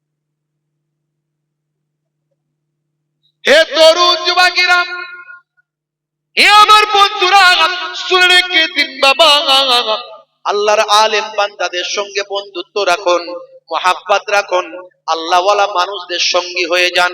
আল্লাহ রাব্বুল আলামিন কোরআন মাজিদে বলছেন, ইয়া আইয়ুহাল্লাযীনা আমানুত্তাকুল্লাহা ওয়া কুনু মা'আস সাদিকিন। তোমরা আল্লাহকে ভয় করো, হে দুনিয়ার মানুষ, তোমরা আল্লাহ তাআলাকে ভয় করো, আমি আল্লাহকে ভয় করো এবং সত্যবাদীদের সঙ্গী হয়ে যাও। হে তরুণ যুবকেরা, আল্লাহর হাক্কানি আলেম বান্দাদের সম্মান আল্লাহ দিয়েছেন। আমার নবী, দয়ার নবী, আখিরি জামানার পয়গম্বর বলেছেন, মান যারা আলিমান ফাকান্নামা যারানি। যে আলেমে হাক্কানির সঙ্গে জিয়ারত করলো, সে যেন আমি রাসূলুল্লাহ, দয়ার নবী সাল্লাল্লাহু আলাইহি ওয়াসাল্লাম আমার সঙ্গে জিয়ারত করলো। মান সাফা আলিমান ফাকান্নামা সাফানি। যে আলেমে হাক্কানির সঙ্গে মুসাফাটা করলো, সে যেন আমি নবী, আমি দয়ার নবী আমার সঙ্গে যেন সে মুসাফা করলো। মান জালাসা আলিমান ফাকান্নামা জালাসানি। যে আলেমে হাক্কানির মজলিসে গিয়ে বসলো, সে যেন আমি নবী, দয়ার নবী আমার মজলিসেই এসে বসলো। কোন ঝগড়ায় কান দেবেন না। আলেমে দ্বন্দ্ব বিরাট বেড়ে গেছে। মোবাইল করলে ইওর বিরুদ্ধে কটু কথা, ওর বিরুদ্ধে কটু কথা, আছে না? না, যে যা পাচ্ছে করুক, সে আল্লাহর দরবারে জবাব দেবে। আপনি আমি এই ঝামেলায় জড়াবো। চায়ের দোকানে বসে বসে এ খারাপ ও খারাপ করবেন না, নিজে কতটা ভালো এটা নিয়ে চিন্তা করুন। হু এম আই না করে হু আর ইউ না করে হু এম আই বলি। আত্মশুদ্ধি করি, বাপ আমার, আমি করি, আপনি করুন। অন্যের বিরুদ্ধে গীবত শিকায়ত করে লাভ নাই, আপনার নামটাও গীবতের খাতায় পড়ে যাচ্ছে। যে আলেম করছে গীবত যখন করি, সে আল্লাহর দরবারে জবাব। সে হুজুর হোক, পীর সাহেব হোক, মাওলানা সাহেব হোক, মুফতি সাহেব হোক, যত বড়ই আলেম হোক, হাজি হোক, গাজী হোক, আল্লাহর দরবারে বিচার। وَمَن يَعْمَلْ مِثْقَالَ ذَرَّةٍ خَيْرًا يَرَهُ وَمَن يَعْمَلْ مِثْقَالَ ذَرَّةٍ شَرًّا يَرَهُ। জাররা জাররা পরিমাণ। হে তরুণ যুবকেরা, হে আমার বন্ধুরা, আল্লাহর হাক্কানি আলেম, যাদের মধ্যে ইলমও আছে, আমলও আছে, যারা আল্লাহর রাসূলের কথা যেমন বলে তেমন আমল করে, এইরকম আলেমে হাক্কানির সঙ্গে যদি আপনি বন্ধুত্ব রাখেন, মহাব্বত রাখেন, ভালোবাসা রাখেন, আন্তরিকতা রাখেন, কাল কিয়ামতের দিনে এটা আপনার নাজাতের জারিয়া হয়ে যাবে। আমার আল্লাহ বলবেন, বান্দা তুমি কি আলেম? বলে আমি আলেম নয়। তুমি একটু অসুবিধা তোমার হয়ে গেছে, আমল কিছু কমে গেছে, আমি চাই তোমাকে নাজাত দিতে। আচ্ছা বলো তো, তুমি কি আলেম বান্দার বন্ধু? বলে আল্লাহ তাও নয়। তাহলে কি? তুমি আলেম বান্দার দোস্তের সঙ্গে তোমার সম্পর্ক ছিল। বলে আল্লাহ সেটা ছিল। যাও, আমার আলেম বান্দা আমার দোস্তের সঙ্গে তোমার সম্পর্ক থাকাকে আমি আল্লাহ পছন্দ করে তোমার কিছু ভুল ভ্রান্তিকে ক্ষমা করে তোমাকে দয়ার জান্নাত আমি আল্লাহ দান করে দিলাম। এ তরুণ যুবকেরা, কুফার নগরীতে, বাসরা নগরীতে একজন আল্লাহর মাহবুব বান্দা ছিলেন, নাম হলো হযরত হাসান বাসরি রাহমাতুল্লাহ আলাইহি। বাসরার বিখ্যাত আল্লাহর আলেম বান্দা, ওলি বান্দা, একদিকে যেমন মুহাদ্দিস, একদিকে তেমন মুফাসসির। আল্লাহর মাহবুব বান্দা, ওলি বান্দা হযরত হাসান বাসরি রাহমাতুল্লাহ আলাইহি। বাবা, সেই জামানার মস্ত বড় আল্লাহর ওলি, তার ছোটবেলার একজন দোস্ত ছিল। ভাই আমার, তার নাম হলো সামাউন। এই সামাউন হলো একজন ভাই আমার মাজুসি ব্যক্তি, যারা আগুনকে খোদা বলে মানে। আগুনকে খোদা বলে মানে, যা কিছু করার আগুনের কাছে করে, যা কিছু চাওয়ার আগুনের কাছে চায়, এরকম একজন ব্যক্তি হলেন সামাউন। ছোটবেলা থেকে অনেকবার বলেছেন তিনি, সামাউন আল্লাহকে মানো, এই আগুন কখনো খোদা হতে পারে। সামাউন কিন্তু হাসান বাসরি হুজুরের কথা শুনতো না, বলতো, বন্ধু তুমি অন্য কথা বলো, ধর্মের ব্যাপারে বলো। কিছু বলতেন না সামাউন। বাকি কয়েকবার বলেছে।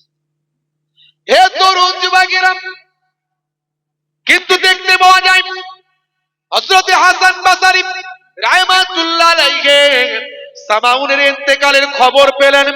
ভাই আমার, জাকামদানির খবর পেলেন যখন, বয়স হয়ে গেল সামাউনের, হযরতে হাসান বাসারি হুজুরের বয়স হয়ে গেল। ভাই আমার, হাসান বাসারি হুজুরকে সারা পৃথিবীর মানুষ চেনেন।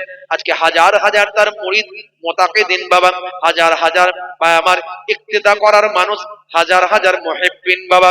হে তরুণ যুবকেরা, হে আমার বন্ধুরা, হযরতে হাসান বাসারি রাহমাতুল্লাহ আলাইহির কাছে খবর দেয়া হলো, হুজুর সামাউন যে আপনার ছোটবেলার সঙ্গী, তার আজকে জাকাতদানির কষ্ট হচ্ছে, হয়তো আর বেশিক্ষণ বাঁচবে না।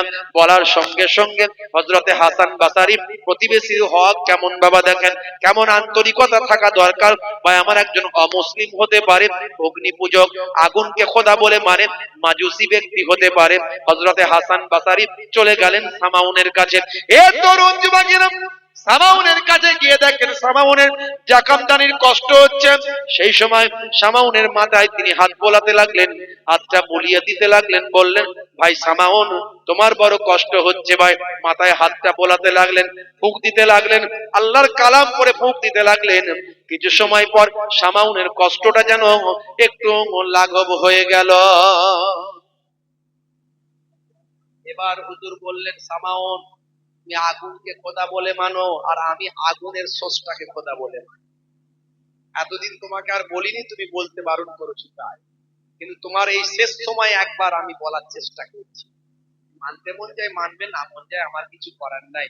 আমার হক ছিল বলার, আমি বলছি, জোর জবরদস্তি কিছু নয় বাবা। হে সামাউন, শেষ সময় তোমাকে একবার বলি, তোমার বাড়িতে এখনো তুমি আগুন জ্বালিয়ে রেখেছো, কোন সময়ের জন্য আগুন বন্ধ করোনি, আগুনকে তুমি খোদা বলে মানো। হে সামাউন, তুমি এত বছর ধরে আগুনের কাছে মনের কথা বলেছো, আগুনের কাছে যা চাওয়ার চেয়েছো, আগুনের কাছে সিজদা করেছো, আগুনকে তুমি তোমার খোদা বলে মেনেছো, স্রষ্টা বলে মেনেছো। আচ্ছা ভাই সামাউন, তোমার ইন্তেকালের সময় সন্নিকটে আমি তোমার কাছে একটা কথা বলতে চাই। তুমি আগুনকে এতদিন ধরে আগুনের ইবাদত করেছো, তুমিও তোমার হাতটা আগুনের ভিতরে দাও, আমিও আমার হাতটা আগুনের ভিতরে দিই। যার হাতটা পুড়বে না তার খোদা সত্য। তুমি এতদিন ধরে যখন আগুনকে খোদা বলে মেনেছো, নিশ্চয় তোমার হাত আগুনে পোড়াবে না, আর আমি যেহেতু মানি না, আমার হাত আগুনে পোড়াবে। এসো ভাই সামাউন, একবার পরীক্ষাটা অন্তত তোমার জীবনে হয়ে যায়।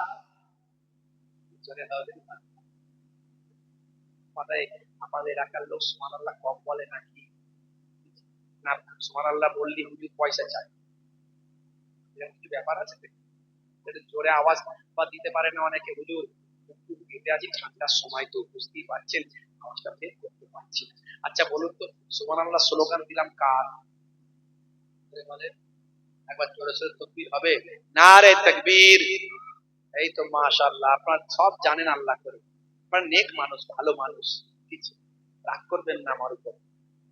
একটু আদাব, জলসার আদাব আছে, আলেম ওলামাদের আদাব আছে, এগুলো আমাদের শুধু জলসা করলেই তো হয় না, একটু তাকবীরের ধ্বনি দিতে হবে, একটু আল্লাহর নামের প্রশংসা করতে হবে, মজলিস হলে সবাইকে এসে বসতে হবে, যাতে মজলিসের আদবটা রক্ষা হয়। এটা জান্নাতের বাগান, দুনিয়ার সাধারণ কোনো মজলিস নয়, এটা গান বাজনা, এটা কোনো যাত্রা থিয়েটার, কোনো অন্য কোনো না, এখানে বসতে হবে, একটা আদব আছে, এগুলো আমাদের আরো জানতে হবে, আলেম ওলামারা বলবেন নিশ্চয়। হে তরুণ যুবকেরা, হে আমার বন্ধুরা, শুনে রেখে দিন বাবা, জেনে রেখে দেন। হে মুসলমান, একটুখানি লক্ষ্য করুন বাবা। এমন সময় সামাউন মাথার গোড়ায় বসে বললেন, ভাই সামাউন, ভাই সামাউন। হযরতে হাসান বাসারি হুজুর বললেন, ভাই সামাউন, এসো হাতটা তোমার দাও, আমারও হাতটা দিই। সামাউন বলল, হাসান, তুমি সব কি কথা বলছো? আগুনে হাত দিলে পোড়াবে না, এটা কখনো হতে পারে না। তাতে আমি আগুনকে খোদা বলে মানি আর নাই মানি। হযরতে হাসান বাসারি বলেন, তাই যদি হয় তাহলে আমি কেমন খোদা মানলাম আর তুমি কেমন খোদা মানলে? এসো দেখা যাক। তুমি হাত দিতে তোমার ভয় পাও যে আগুন যদি তোমাকে পুড়িয়ে দেয়, কিন্তু আমি আগুনকে খোদা বলে মানি না। আগুনের যিনি খোদা তাকে আমি খোদা বলে মানি, আগুনের যিনি আল্লাহ আমি তাকে আল্লাহ বলে মানি। দেখো দেখো, আমি আগুনের ভিতরে হাত দিচ্ছি, আমার হাত আগুনের পোড়ানোর ক্ষমতা নাই। হযরতে হাসান বাসারি হুজুর এই বলে নিজের হাতটাকে আগুনের ভিতর ভাই আমার ঢুকিয়ে দিলেন। কিছু সময় পরে বের করলেন, দেখালেন, দেখো দেখো আমার তোমার এই আগুন আমার শরীরে একটা লোমকেও পোড়াতে পারে না। জোরে হবে না? আমাকে তুলে নাও অগ্নি মহান, আমি যে পূজারি সামাউন নাম, সইতে পারি না এ জ্বালা এখানে, রইতে চাই না বেঁচে আর ভুবনে, সইতে পারি না এ জ্বালা এখানে, রইতে চাই না বেঁচে আর ভুবনে, আমাকে তুলে নাও অগ্নি মহান, আমাকে তুলে নাও অগ্নি মহান, আমি যে পূজারি সামাউন নাম।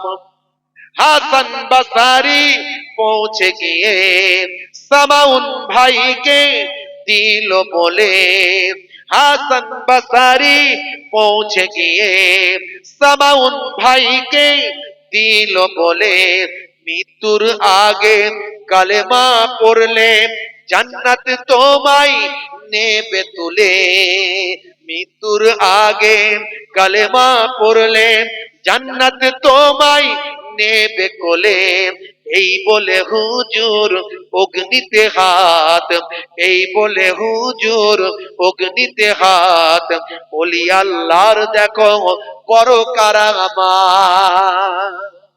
জোরে হবে না? জোরে হবে না?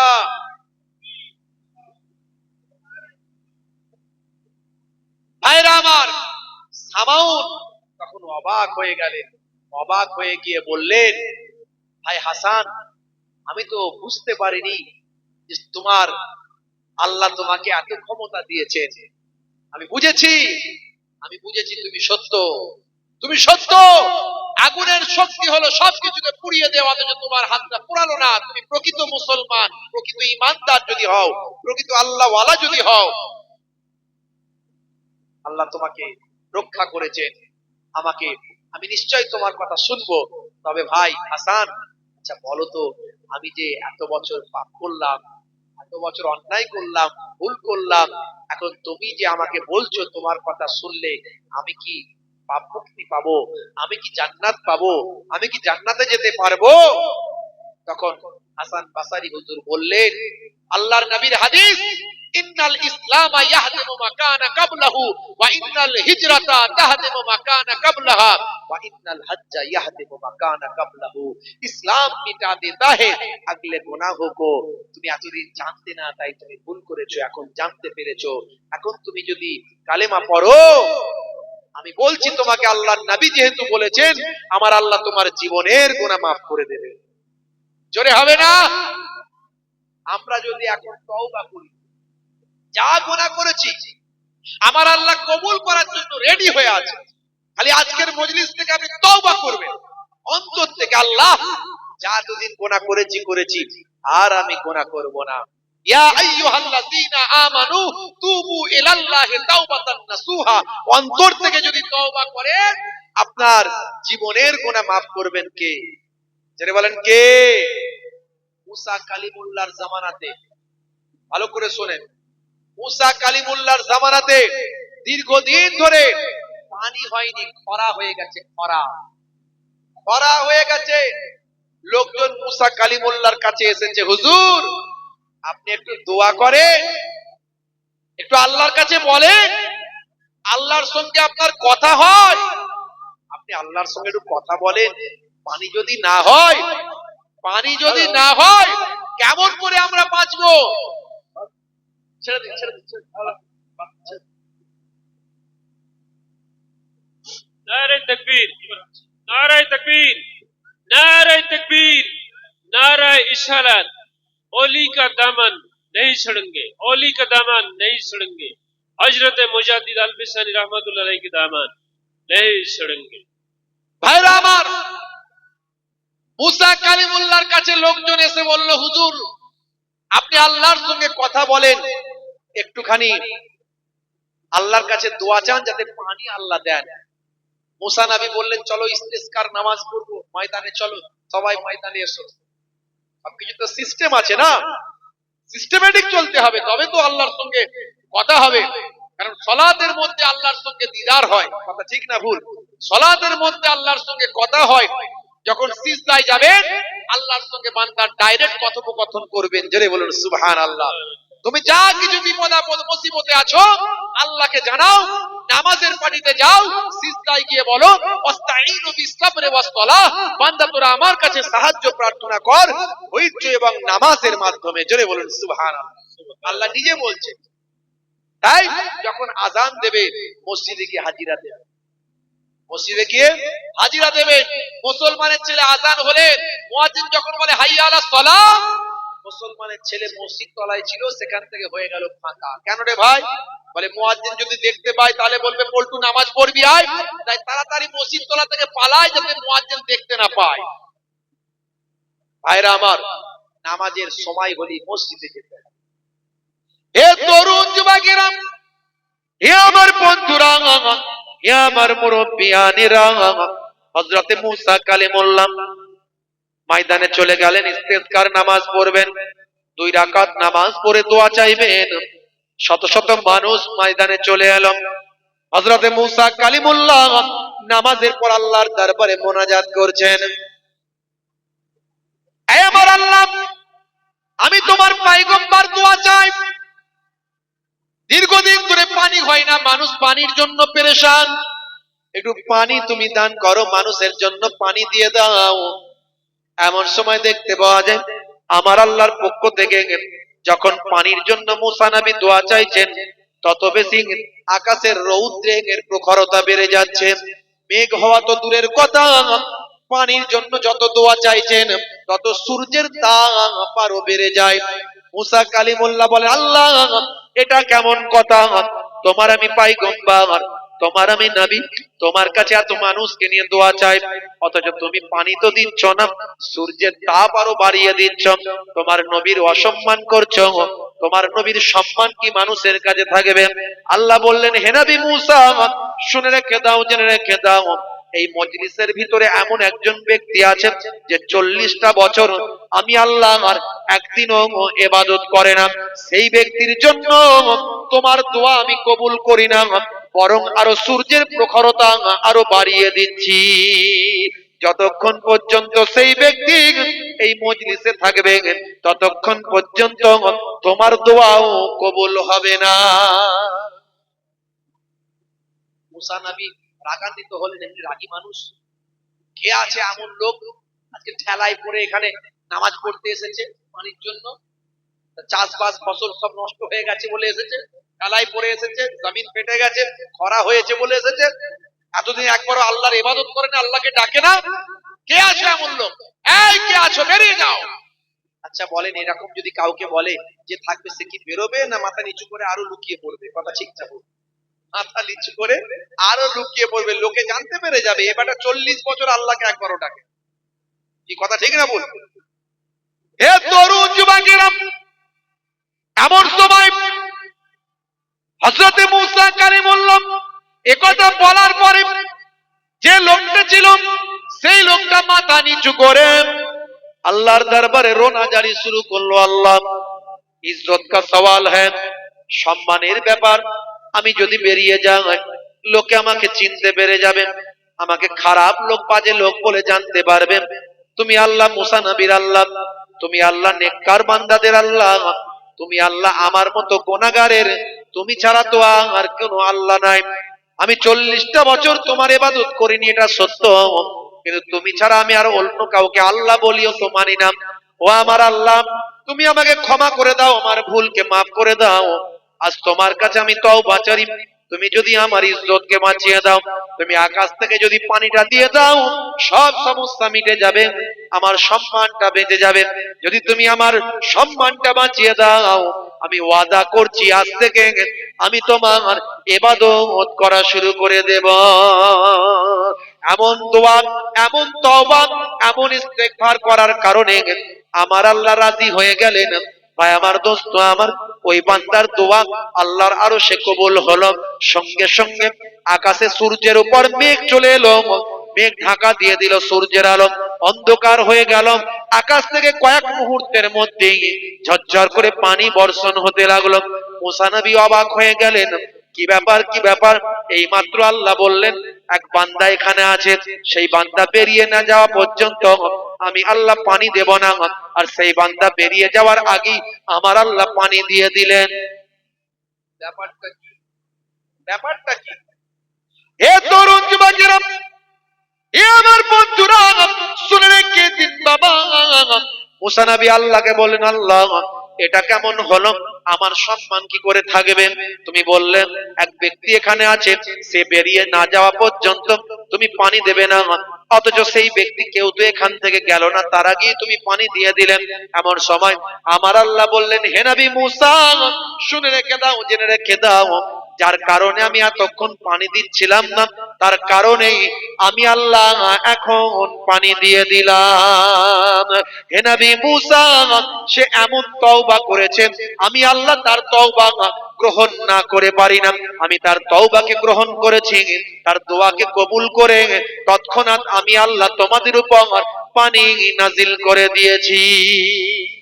সুবহানাল্লাহ। তওবা করার মতো করুন, অন্তর থেকে তওবা। আজ থেকে প্রতিজ্ঞা। ভাইরা আমার, বিদায় নেব। তো ওই হাসান বাসারি হুজুরের কথা বলে শেষ করছিলাম। শেষ লগ্নে একেবারে বলে দিই ছোট্ট করে ঘাটটা। এমন সময় সামাউন বলল, হুজুর আমি যদি এখন আপনার কথা শুনি, আমি কি জান্নাতে যেতে পারবো? এমন সময় আল্লাহর নবীর হাদিসের উদ্ধৃতি দিয়ে তিনি বললেন, আল্লাহ তোমার পূর্বের গুনাহ মাফ করে তোমাকে জান্নাত দেবেন। বলে, হুজুর জান্নাত যে দেবে আমার বড় ভয় হচ্ছে, সত্যি জান্নাত দেবে কিনা? তা আপনি তো নেক বান্দা, আল্লাহর মাহবুব বান্দা, আমাকে একটু লিখে দিন। ওই লেখাটা আমি যখন মারা যাব আমার কবরে দিয়ে দিতে বলবো।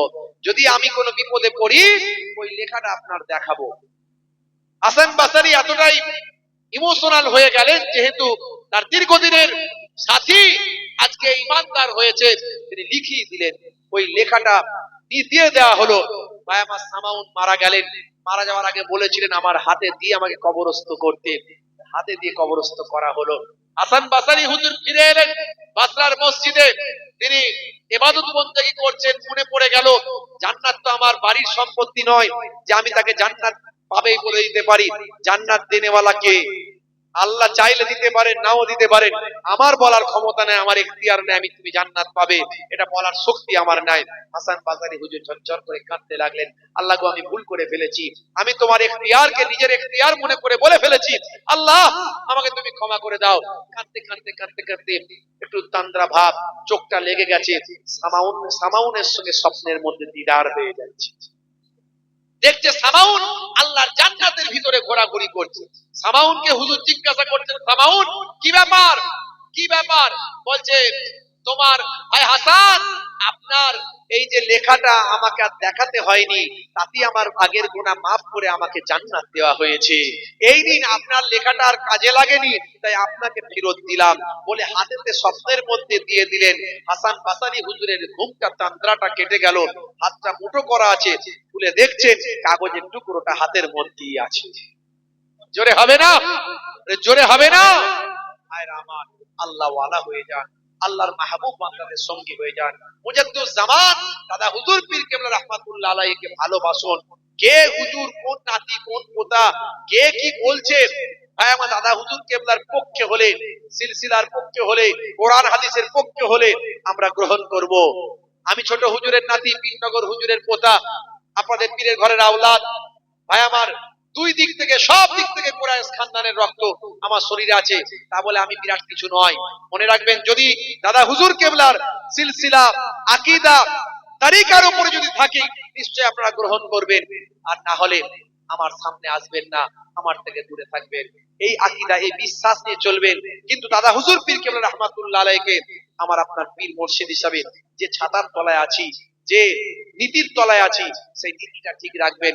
আমি আমার ছোটবেলা থেকে পড়াশোনার লাইফে যতটুকু আল্লাহ আমাকে ক্ষুদ্র জ্ঞান বুদ্ধি নলেজ দিয়েছেন, আমি দেখে নিয়েছি মুজাদ্দুজ জামানের সিলসিলা একেবারে বারহাক হক সিলসিলা, যেটা জান্নাতি দল, যদি আমরা ঠিকভাবে চলতে পারি ইনশাআল্লাহ মুজাদ্দিদুজ্জামানের সঙ্গে, বসিরার আল্লামা হুজুরের সঙ্গে, পাঁচ হুজুর কেবলাদের সঙ্গে আল্লাহ রাব্বুল আলামিন আপনাকে আমাকে রাসূলের দরবারের মেহমান করবেন, আমার দয়ার নবীর সামনে গিয়ে হাজির করে দেবেন ইনশাআল্লাহ। ভাইরা আমার, আল্লাহ কবুল করেন, বলো আল্লাহুম্মা আমিন। আল্লাহ কবুল করেন, বলো আল্লাহু আমিন। যাই হোক, আমি আমার এই বোনের জন্য একটু দোয়া চাই। 10টা বেজে গেছে, বিদায় নেব। পরে মাশাআল্লাহ আমি আপনাদের খেদমত থেকে বিদায় নেব। একটুখানি আমার এই বোন, যে বোন 20,000 টাকা দান করেছে,